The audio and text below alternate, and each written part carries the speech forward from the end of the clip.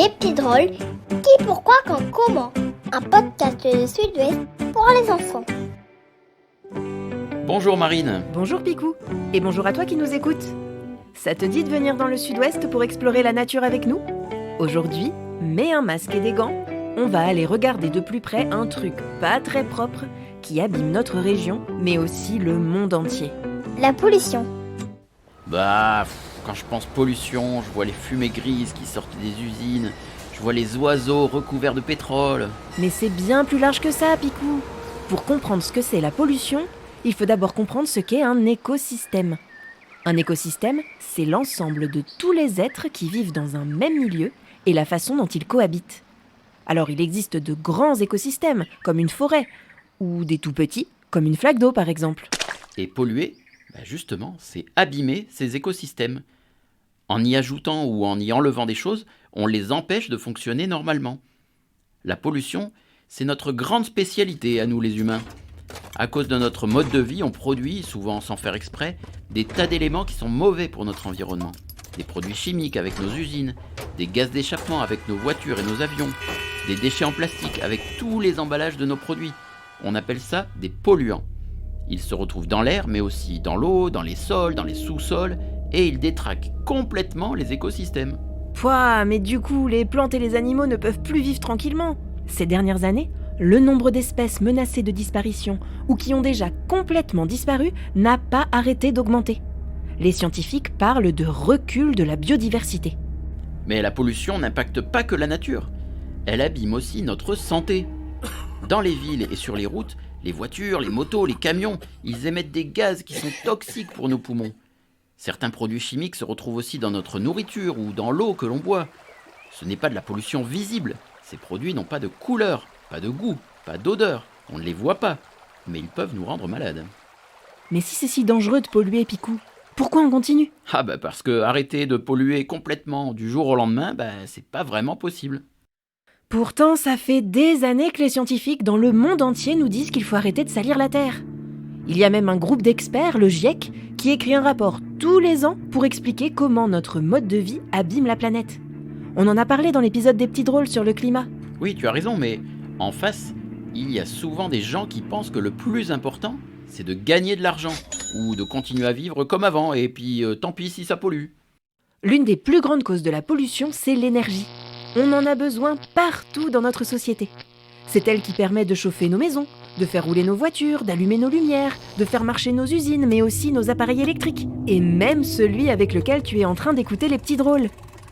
Et ce sont les procédés qui permettent de fabriquer cette énergie, sous forme d'essence, de gaz ou d'électricité, qui sont souvent très polluants.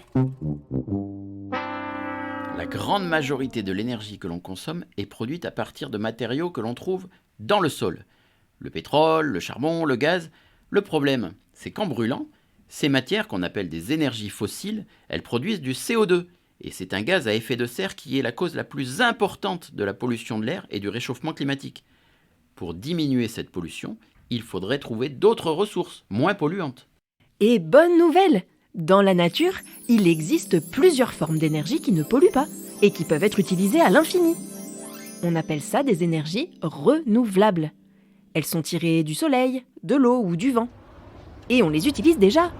Si tu as voyagé dans le sud-ouest, tu as sûrement aperçu des éoliennes. Tu sais, ces immenses moulins à vent qui tournent parfois au milieu des champs.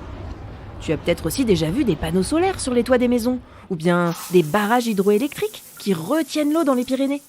Le problème, c'est que pour l'instant, ces énergies ne suffisent pas à couvrir tous nos besoins.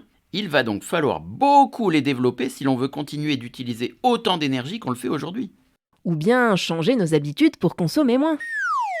Parce que Picou, la manière dont on vit, elle entraîne aussi une autre pollution gigantesque, à laquelle la nature n'apporte aucune solution. Les déchets. Et en moyenne, chaque Français jette chaque année plus de 500 kilos d'ordures à la poubelle. Imagine, c'est le poids d'un cheval. On pourrait essayer de réduire ces déchets en achetant moins de choses emballées, par exemple.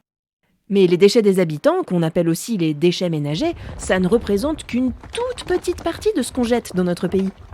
Les montagnes de déchets, c'est aussi ceux des entreprises et de la construction. 9 déchets sur 10 viennent de là. Dedans, on trouve par exemple tous les gravats récupérés quand on démolit un bâtiment, les sacs de plâtre, les cartons, les plastiques des constructions de maisons, mais aussi toutes les poubelles des usines et toutes les poubelles des bureaux. Ces déchets ne sont pas forcément dangereux, mais ils posent la question du gaspillage. Est-ce qu'on ne pourrait pas les réutiliser autrement, plutôt que de les jeter et de devoir en fabriquer d'autres ? Oui, bien sûr, et c'est pour ça qu'on essaye de plus en plus de trier et de recycler ce qu'on jette. Aujourd'hui, on ne met plus le papier, le carton, le plastique et le verre à la poubelle classique. On les jette dans d'autres poubelles pour les réutiliser autrement et éviter le gaspillage. Alors, fais bien attention de ne pas mélanger de vieux magazines que tu jettes avec les trognons de pommes. Justement, Marine, les trognons de fruits, les épluchures de légumes, les coquilles d'œufs, les résidus du jardin, les fleurs fanées, tout ça, ça va dans le composteur. Hein ? Mais j'en ai pas, moi, de composteur. Pas encore, mais tu vas être obligé toi aussi de trier tes déchets végétaux. À partir du 1er janvier 2024, il y aura des composteurs publics dans tous les quartiers. Et ta maison ou ton immeuble en seront peut-être aussi équipés. Dans les composteurs, les déchets vont se décomposer pour devenir une sorte de terreau qui pourra servir d'engrais pour les champs ou les potagers. Le compost et le recyclage, ça permet de réduire un peu la taille des poubelles de nos maisons. Et heureusement, hein, parce que même si les éboueurs viennent les chercher chaque semaine avec leurs gros camions et qu'on a l'impression que les déchets disparaissent de nos vies, en fait, ils restent bien quelque part. Hein. Eh oui, une fois récupérés par les éboueurs, les déchets sont répartis. D'un côté, il y a les déchets qu'on appelle incinérables, c'est-à-dire ceux qu'on peut brûler pour les détruire. Et de l'autre côté, il y a les déchets avec lesquels on ne peut rien faire. On les appelle non incinérables. Le problème, c'est que brûler les ordures, ça pollue l'air avec du CO2 et des fumées toxiques, même si les usines utilisent des filtres. Et les enfouir, ça crée des grosses montagnes dans les décharges. Les déchets vont mettre des années, voire des dizaines d'années avant de se décomposer. Donc quand une décharge est pleine, la seule solution, c'est d'en construire une autre. Waouh. Et ça, ce n'est que pour les déchets qui sont bien jetés dans une poubelle et stockés. Imagine tous les autres, tous ceux que les gens jettent n'importe où. Ils viennent polluer les rues, les forêts, les océans. Mais tu vas voir, dans le sud-ouest, comme partout en France, de plus en plus de personnes se battent pour faire changer les choses et garder la nature propre. L'interview des petits drôles. Bonjour, je m'appelle Colombe et j'ai 8 ans. Bonjour Colombe. Tu vas pouvoir poser tes questions à Laura Bazin. Elle est bénévole à l'association Surfrider Europe qui lutte contre la pollution du littoral et de l'océan. C'est quoi Surfrider ?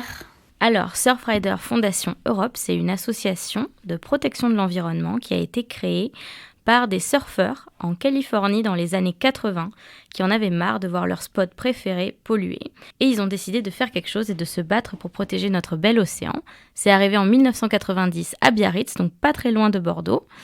Et depuis, il y a des antennes bénévoles un peu partout en Europe.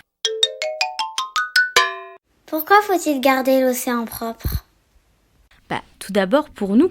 Parce que qui c'est qui se baigne dans l'océan ? Qui c'est qui va manger les poissons qu'on trouve dans l'océan ?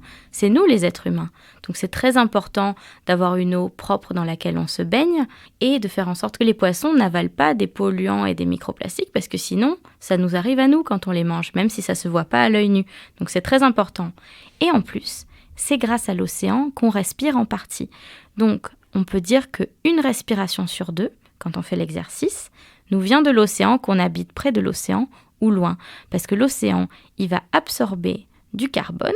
Donc nous, si on en émet en trop avec le réchauffement climatique, c'est super, il va absorber du carbone et il va relâcher de l'oxygène dont nous, on a besoin pour respirer, grâce aux algues et au phytoplancton qui font le même travail qu'un arbre en fait. Qui salit l'océan ? C'est les humains qui salissent l'océan. C'est surtout les humains qui font ça. Alors, c'est d'abord par les déchets que nous, on produit, donc toutes les choses qu'on va jeter, qui vont se retrouver malheureusement dans les égouts et ensuite dans les rivières, et vont arriver aux océans. C'est pour ça qu'on dit que 80% des déchets qui viennent des villes arrivent à l'océan. Et 10% des déchets qu'on peut trouver à la mer ou à la plage, ça vient des bateaux. Et les 10 autres pourcents viennent des utilisateurs de la plage. Donc c'est pour ça que des fois, vous pouvez voir en ville, au niveau d'une plaque d'égout, la mention « Ici commence l'océan ». Parce que tous les déchets qu'on va jeter à côté de chez nous, par terre ou dans la mauvaise poubelle, vont potentiellement se retrouver dans l'océan. Comment on peut le nettoyer? Alors, n'importe qui peut organiser une collecte de déchets avec l'aide de Surfrider.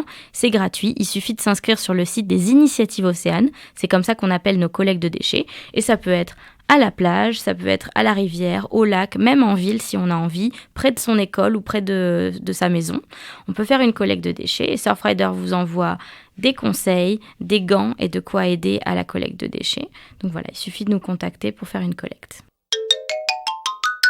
Qu'est-ce que vous trouvez comme déchets quand vous nettoyez la nature? Alors, ça dépend des endroits. Parce que, par exemple, quand on va être à la plage, on va trouver beaucoup de morceaux de filets de pêche, par exemple, qui sont en plastique. Après, dans les villes, on va trouver des choses différentes. On trouve toujours beaucoup d'emballages alimentaires. Donc, c'est tout le plastique qu'il y a autour des aliments, qui est un plastique qu'on dit à usage unique parce qu'en fait, il sert à protéger l'aliment, mais une fois qu'on l'a ouvert, c'est fini. Et en général, on le garde très, très peu de temps. Et ça, on en trouve beaucoup, beaucoup, beaucoup. On trouve aussi des cotons-tiges. Pourquoi on trouve des cotons-tiges à la plage? Pas parce que les gens vont se nettoyer les oreilles à la plage, mais parce que ça arrive, pareil, par les rivières. Et le déchet numéro 1 qu'on trouve partout, qu'on soit ici, qu'on soit aux États-Unis, qu'on soit en Italie ou en Finlande, c'est le mégot de cigarette. Et là, le mégot de cigarette, donc c'est ce qui reste quand la cigarette a été fumée. Et dedans, il y a un petit filtre plastique et entre 2500 et 4000 polluants chimiques dedans. Et ça pollue l'eau à la fois parce que c'est du plastique qui va se dégrader. Il faut bien comprendre que le plastique, il ne disparaît jamais. Il se dégrade en petits morceaux qu'on voit plus à l'œil nu. Et il y a tous les polluants chimiques qui se rejettent. Et ça pollue entre 500 et 1000 litres d'eau. 500 litres d'eau, c'est 4 baignoires qu'on remplit à ras-bord. Donc ça fait vraiment beaucoup d'eau polluée pour un tout petit mégot. Le savais-tu? Tu sais que dans notre corps et celui des animaux, il y a du plastique? C'est parce qu'en se décomposant, nos déchets libèrent des milliers de minuscules morceaux. Ils sont impossibles à attraper ou à voir à l'œil nu, mais ils contaminent l'eau, la nourriture, l'environnement. On appelle ça des microplastiques. Et aujourd'hui, ils s'infiltrent partout, jusqu'à l'intérieur de nos cellules. C'est pour ça que c'est très important d'acheter et produire le moins de plastique possible. Il existe une autre forme de pollution à laquelle on ne pense pas forcément. C'est la pollution lumineuse. Normalement, quand il fait nuit, on voit rien, il n'y a que la lumière de la lune qui nous éclaire un peu. Mais pour continuer nos activités, on a mis des lumières partout, dans nos maisons, dans nos bureaux, dans les vitrines des magasins, dans nos rues avec les lampadaires. Ces lumières brillent souvent toute la nuit, même quand il n'y a personne.